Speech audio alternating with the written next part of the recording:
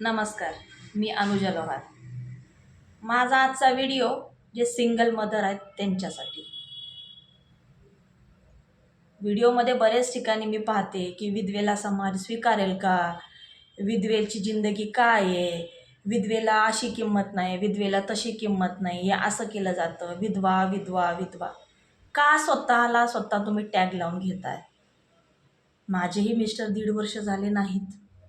माझ्याही पदरात माझी मुलगी आहे. मीही घर चालवते.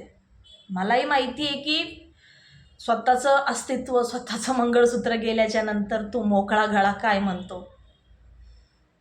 जेव्हा 4 चौघात गेल्याच्या नंतर आपल्याला हळदी कुंकवाचा मान मिळत नाही. आपण मेहंदी काढू शकत नाही, आपण गजरा लावू शकत नाही. बरेच साथ सिंगार आपण त्या टायमाला सोडून देतो. पण ठीक आहे, देवाने आपल्याला 2 हात दिलेले आहेत लेकरांना सांभाळण्यासाठी. मग ते तुम्ही करा ना. समाज ठरवणार आहे का विधवा झाल्याच्या नंतर त्या बाईंनी काय करावं? अहो, नवरा मेल्याच्या नंतर सासरचे पण आपल्या घराला नाही ठेवत हो, हाकलून देतात. माहेरमध्ये गेलं की भाऊ भाऊजय त्यांना आपण ओझं वाटायला लागतो. आपले आई बाबा आहेत तोपर्यंत आहे, नंतर आपलं दोन्हीही साईडला कोणीही नाही आहे.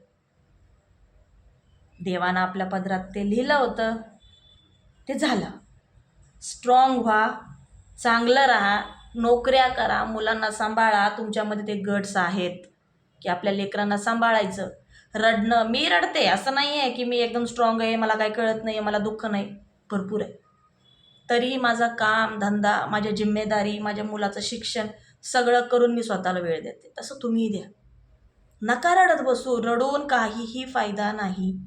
कोणी तुमचे डोळे पुसायला येणार नाही, कोणी तुम्हाला पोसायला येणार नाही. त्यामुळे जे चाललंय ते सोडा आणि स्ट्रॉंग राहा. विधवा विधवा स्वतःला टॅग नका लावून घेऊ, काही फायदा नाही आहे त्याचा. जे झालं ते झालं, सोडून द्या आणि स्ट्रॉंग राहा.